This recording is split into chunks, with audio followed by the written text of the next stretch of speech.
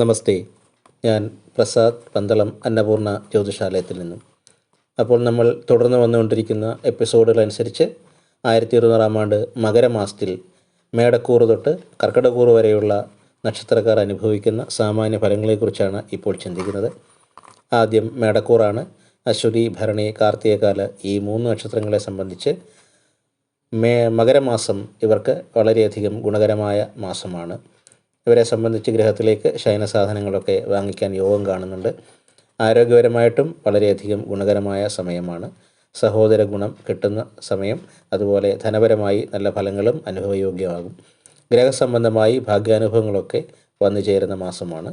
വിദ്യാർത്ഥികളെ സംബന്ധിച്ച് വിദ്യാഗുണം കിട്ടുന്ന സമയവും. പിതാവിൽ നിന്ന് ഗുണാനുഭവങ്ങൾ അനുഭവിക്കാൻ യോഗം. രോഗശമനമൊക്കെ വന്നു ചേരാം. വിവാഹ വിഷയത്തിനെ സംബന്ധിച്ച് വിവാഹാലോചനകളിലൊക്കെ തീരുമാനം എടുക്കാനൊക്കുന്ന മാസമാണ് മകരം. അന്നപാനാദി ഗുണങ്ങളൊക്കെയും അനുഭവം യോഗ്യമാണ്. കർമ്മമേഖലയെ സംബന്ധിച്ച് കർമ്മമേഖല വളരെയധികം ഗുണപരമായ ഫലങ്ങളെ തരും. പൊതുവിൽ വളരെ സന്തോഷകരമായ ഗുണാനുഭവങ്ങൾ നിറഞ്ഞ ഒരു മാസമായിരിക്കും മകരമാസം. അടുത്തത് ഇടവക്കൂറാണ്. ഇവരെ സംബന്ധിച്ച് കഫരോഗങ്ങളൊക്കെ അലട്ടാൻ സാധ്യതയുണ്ട്.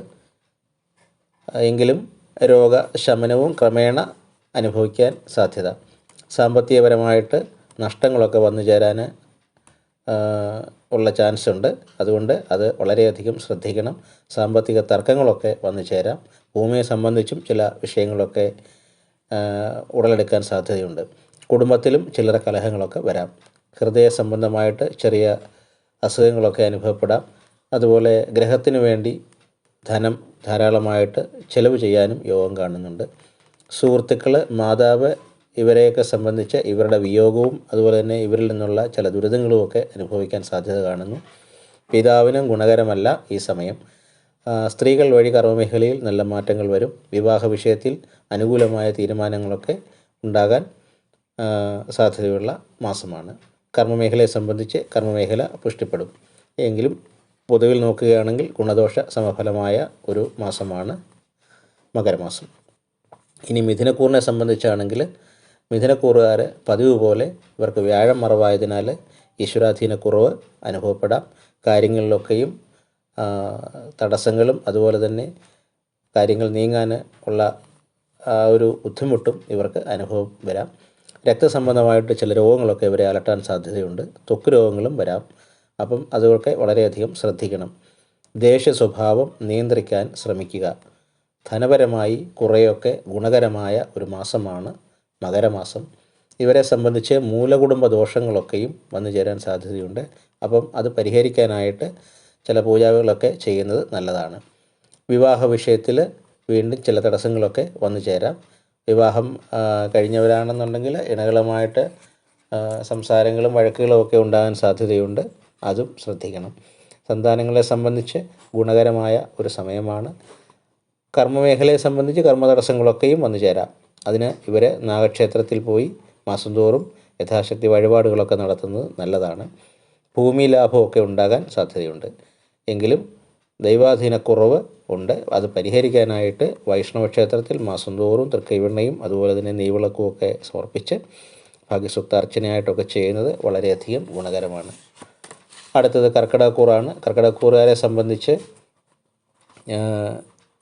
പുണർത്തിക്കാല, പൂയം, ആയില്യം ഈ 3 നക്ഷത്രങ്ങളാണ്. ഇവരെ സംബന്ധിച്ച് ഗുണദോഷ സമഫലമായ ഒരു മാസമാണ്. ചിലപ്പോൾ സുഖം, ചിലപ്പോൾ ദുഃഖം, ചിലപ്പോൾ സമാവസ്ഥ ഈ രീതിയിൽ അനുഭവിക്കാൻ സാധ്യതയുള്ള മാസമാണ് മകരമാസം.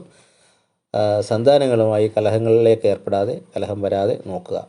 പൂർവിക സ്വത്തിനെ സംബന്ധിച്ചും തർക്കങ്ങളൊക്കെ ഉടലെടുക്കാം. പിതാവുമായി അതിനെ സംബന്ധിച്ച് വാക്കുതർക്കങ്ങളൊക്കെ ഉണ്ടാകാൻ സാധ്യതയുണ്ട്. അതൊക്കെ വളരെയധികം ശ്രദ്ധിക്കുക.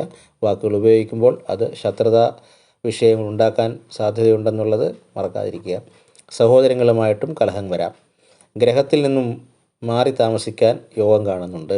സുഹൃത്തുക്കളുടെ വിയോഗവും അതുപോലെ മാതാവിന് ദുരിതവുമൊക്കെ ഇവർക്ക് അനുഭവമാകാൻ സാധ്യതയുള്ള സമയമാണ്. സന്താനങ്ങളെ സംബന്ധിച്ച് സന്താനങ്ങൾക്ക് ഗുണകരമായ സമയമാണ്. പിതാവ് ശത്രുതാ മനോഭാവം പുലർത്തും. ഇവരെ സംബന്ധിച്ച് അസ്ഥി സംബന്ധമായിട്ടും നേത്ര സംബന്ധമായിട്ടുമുള്ള രോഗങ്ങൾ അലട്ടാൻ സാധ്യതയുണ്ട്. ഹൃദയ സംബന്ധമായിട്ടും രോഗസാധ്യത കാണുന്നുണ്ട്. വിവാഹം ആലോചിക്കുന്നവർക്കൊക്കെ വിവാഹ വിഷയത്തിൽ തീരുമാനങ്ങളൊക്കെ എടുക്കാം. അതുപോലെ ഭാഗ്യ തടസ്സങ്ങളും ഇവർക്ക് വന്നു ചേരാൻ സാധ്യതയുണ്ട്. കർമ്മമേഖലയെ സംബന്ധിച്ച് വലിയ കുഴപ്പമില്ല, കർമ്മപുഷ്ടിയൊക്കെ കാണുന്നു. അപ്പോൾ പൊതുവിൽ നോക്കുകയാണെങ്കിൽ ഗുണദോഷ സമഫലമായ ഒരു മാസമാണ് മകരമാസം കർക്കിടകക്കൂറുകാരെ സംബന്ധിച്ച്. അപ്പോൾ ഈ 4 കൂറിൻ്റെ സാമാന്യ ഫലങ്ങൾ ഇത്രയുമാണ്.